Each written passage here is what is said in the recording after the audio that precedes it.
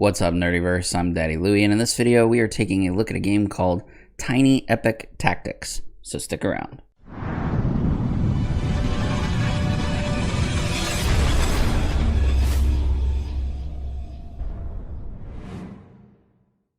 Before we get started, if you're new to our channel and you want to see more content like this, start now by hitting the subscribe button and the bell icon so you don't miss any future videos.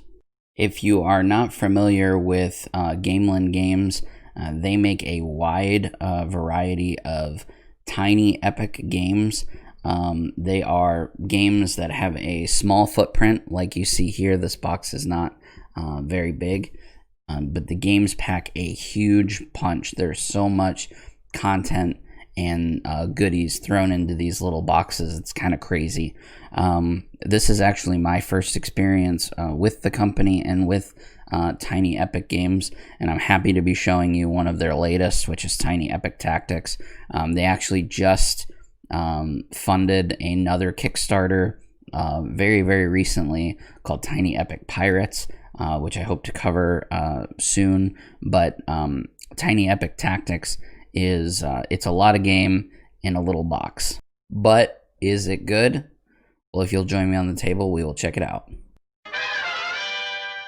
So one thing that I want to look at right off the bat is just how epic the box itself is. Now, I don't know if the other Tiny Epic games are like this, but you see the size of the footprint, the size of the box. There was a slipcover that came over top of this, but once you get inside of the box, it's just insane how much, if I can even get it open, it's insane how much stuff is actually packed in here. I think I closed it wrong last time. So the box itself, the bottom of the box is actually used to play the game, which I'll show you in a minute. So here we have a cloth mat. My game actually included a small little expansion called Lanterns that is included right there in the box, just like that. Then you've got all the cards, all of the dice, all the tokens, and then check this out. All of these pieces in here are actually part of the board. So let me throw this map together real quick and I'll show you what I mean. Look at how freaking cool that is. So all of this stuff was inside the box. This piece here is actually the bottom of the box itself that the game came in. And very quickly you can put together this really sweet three-dimensional terrain that you'll use while playing the game. Now, the inside of the boxes are actually caves and caverns that you can explore during the solo mode. So another cool thing about this game is that the game itself comes with many different game modes. So you see here, not including the expansion, which I'm not even going to really talk about, you have 5 primary game modes that come inside of this box. The rules are based around this primary way of playing, which is this 2 to 4 player competitive game, which is what we're going to really be talking about.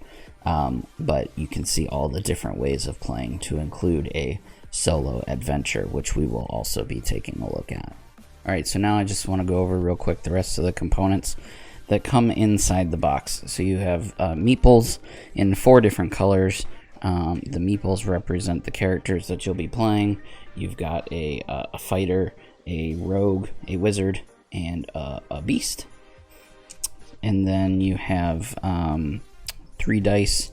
They are 6-sided dice, but they're essentially D3s because the sides, there's 2. Oh, I guess not. I guess there's one arrow side, 2 magic sides, I guess, and 3 push sides, which I'll explain what all those mean in a minute. You also have tokens for weakened state that will become clear what those are for in a minute.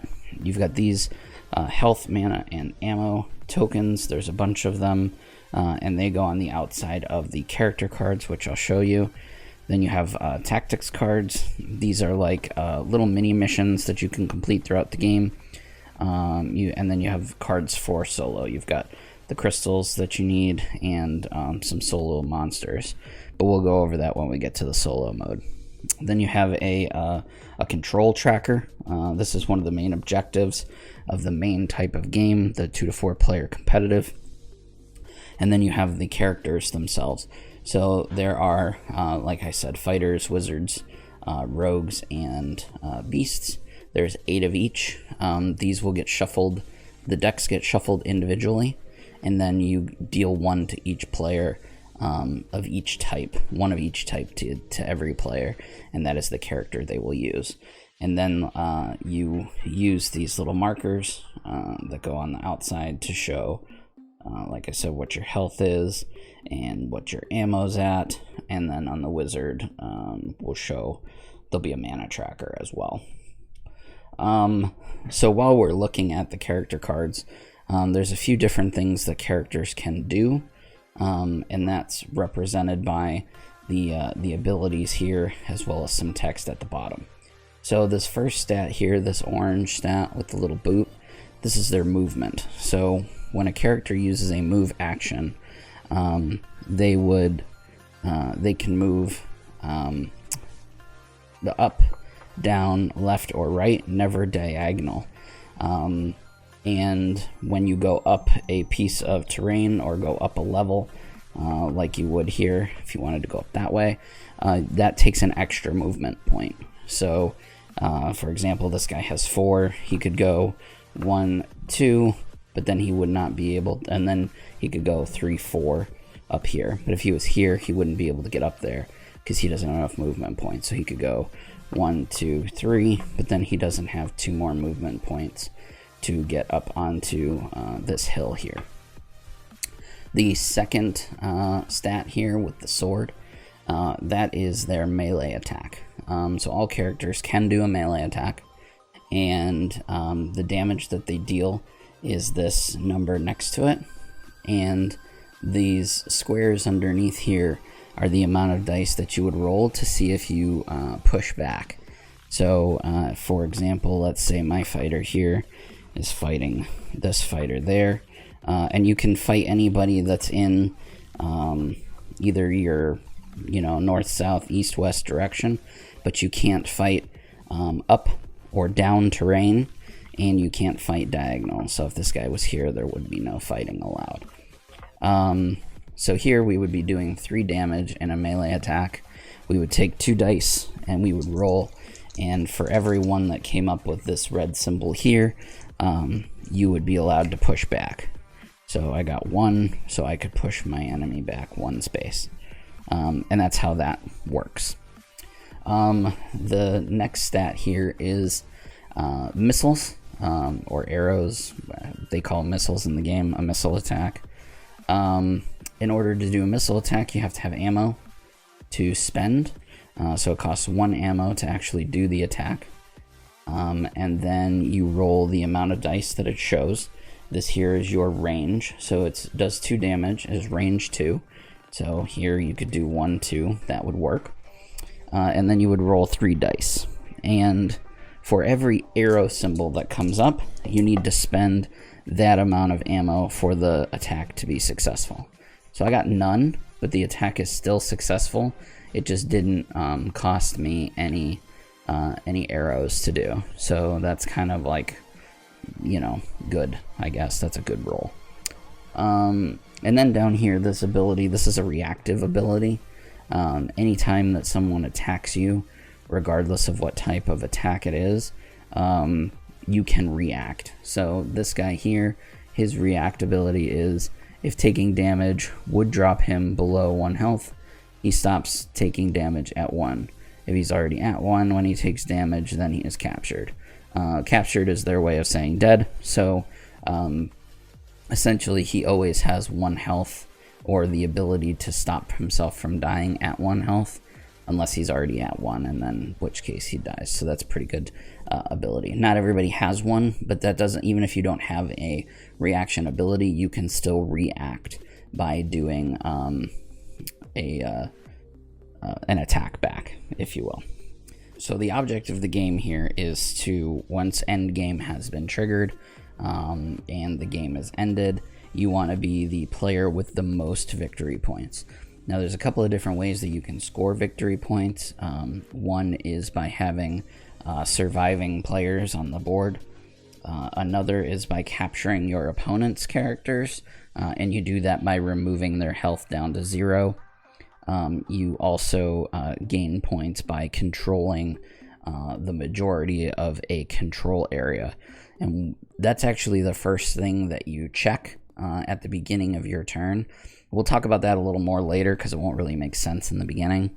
So once you've checked to see if you hold a majority control in any control area, you take actions with your units. So you as a player get to take up to 3 actions with your units. So you can move and attack, basically. All attack actions are considered an attack, even if they're different types of attacks. So you can't melee and then shoot in the same turn. So if you do want to take 2 actions with one character, you can certainly do that. However, your character will become weakened, and again, they have to be different actions. So move and fight, and then they would become weakened after that. I'll explain weakened in a moment. So you get 3 actions that you get to take. So, for example, here with this red fighter, he can move 4 and he can attack 3. 1, 2, 3, 4. So he could get right up in this beast's face and fight right away if he wanted to. So for example, he could take action 1 would be to move. 1, 2, 3, 4. He'd get right in this beast. This is not a good idea, by the way, but it is an option. And then he could attack. He could try and do 3 damage to this beast. He would then, like I said, become weakened, which weakened essentially means that it has to stay weakened for the rest of the turn, and then starting on the next turn, they can either pay 2 health to remove, or they can't do anything until the end of that turn, essentially.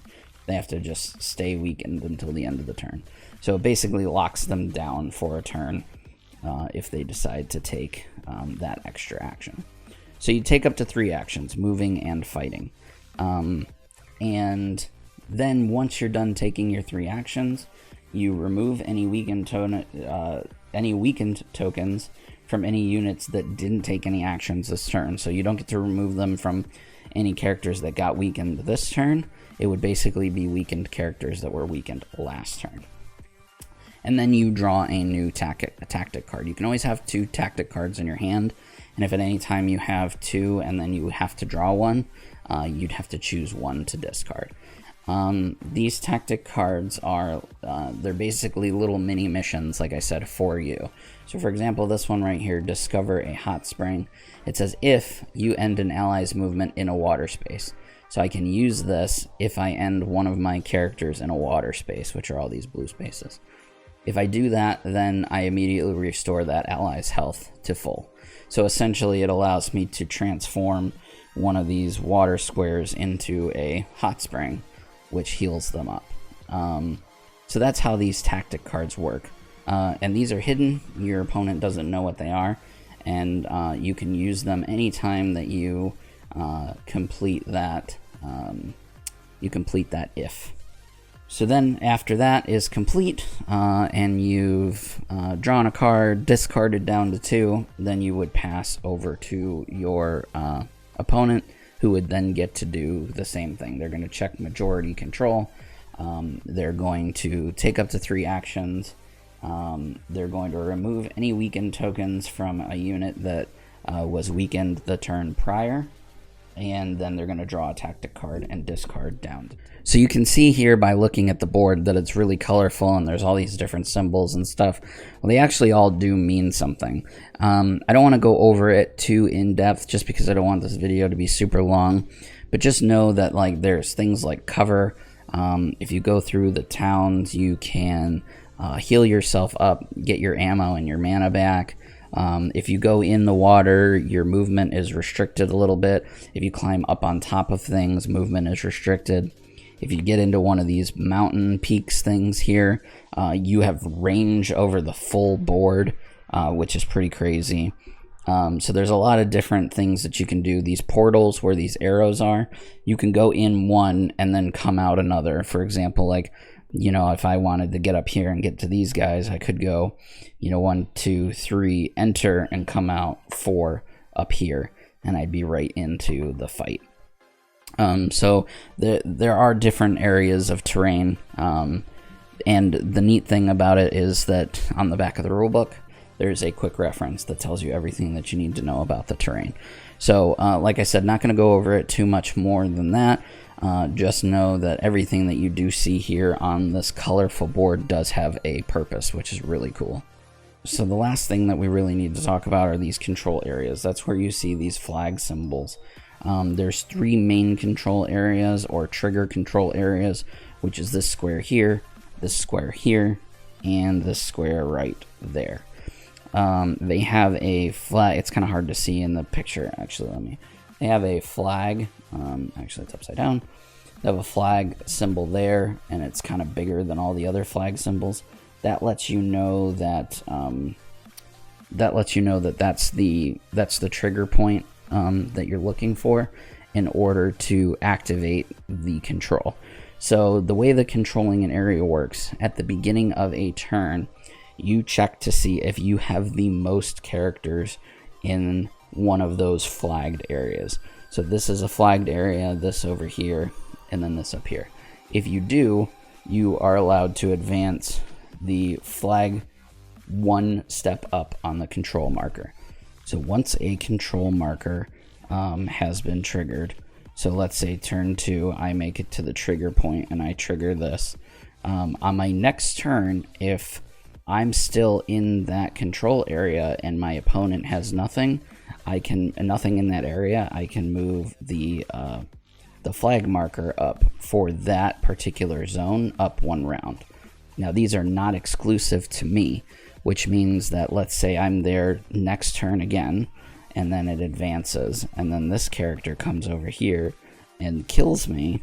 On their next turn, if I don't get anything else in there, this still moves, and they have taken control of that space, and they're the ones that's going to get that 5 victory points for that. So once an area has been triggered, it is not triggered just for you. It's triggered for everyone on the board, and everybody's going to be able to race to that spot to try and get control of that zone. And rightfully so, because you get 5 victory points for each zone that you control, and that's the most victory points that you can earn. So speaking of victory points, at the end of the game, once you are counting victory points, you do get 5 points for every flag token that you've captured, or every area. You get 2 for every unit that you have still alive. You get 2 for every unit that you've captured from other players. And then you get 1 for each village, which are these markers here, that you have a character in at the end of the game. So at the end of the game, you'll see people racing to these areas to try and get those areas secure. And that's how you play the 2 to 4 player competitive version or mode for this game. All of the other modes and versions are based off of this style. There's just a few changes in the rulebook, and it explains them very, very well. The one thing that is pretty drastically different is the solo mode, so let's check that out now.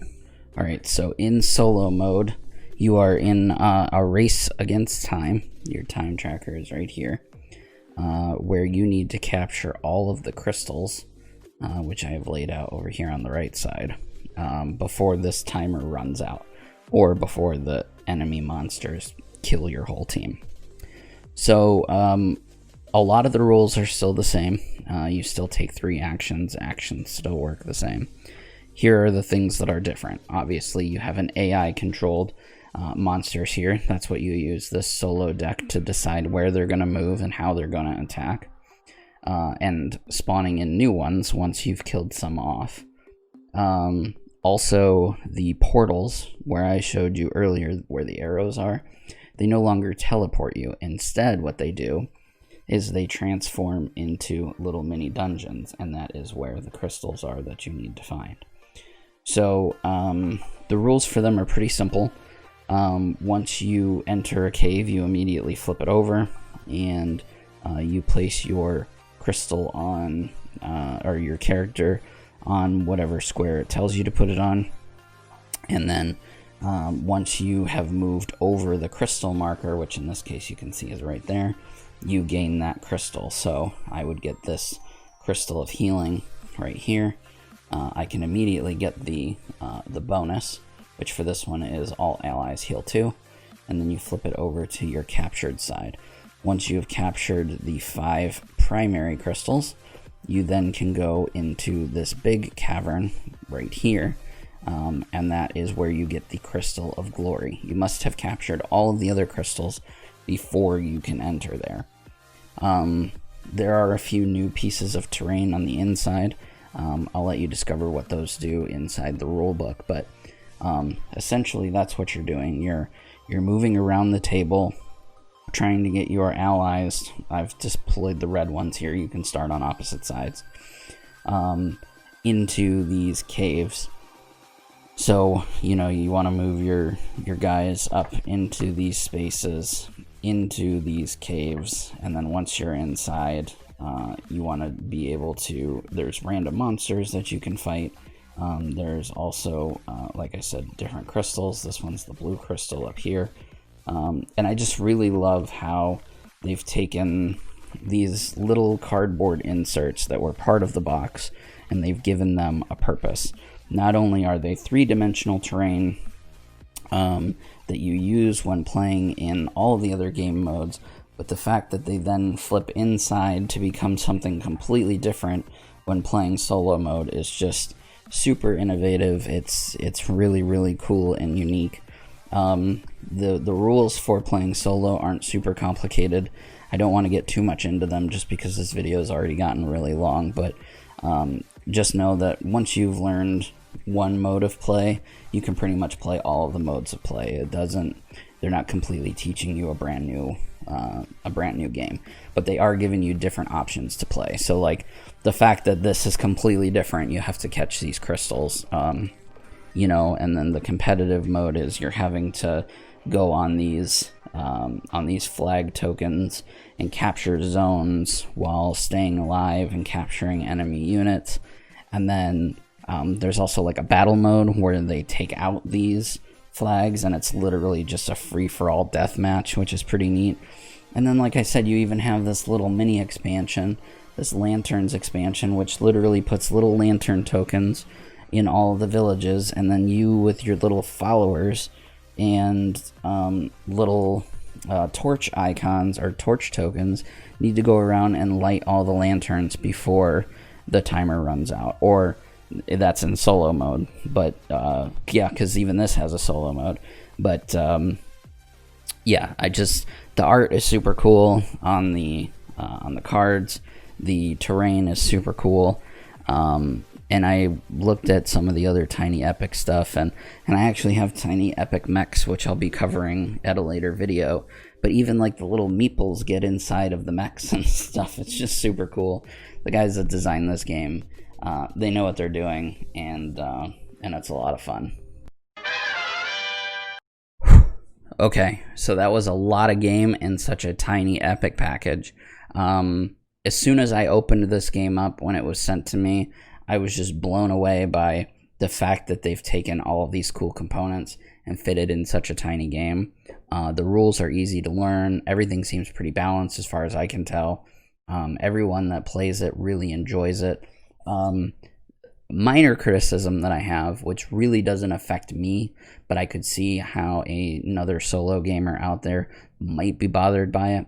In the solo mode, it tells you at the top of the cards which cavern, which crystal's in. So you can, once you've played once or twice and you have everything memorized, you can pretty easily, from what I can tell, you know, win every single time because you know exactly which units you need to send to which caverns.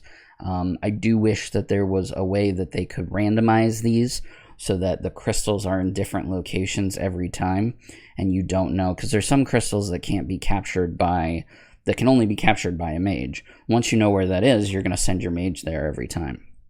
But if they made it random, you could, accidentally send your mage into a cavern where he doesn't belong, and then now you have to, figure out a way to get him over to where he should go, as quickly as possible. So maybe somebody in the community, maybe an errata or something like that, could fix that to where there is a way to randomize these.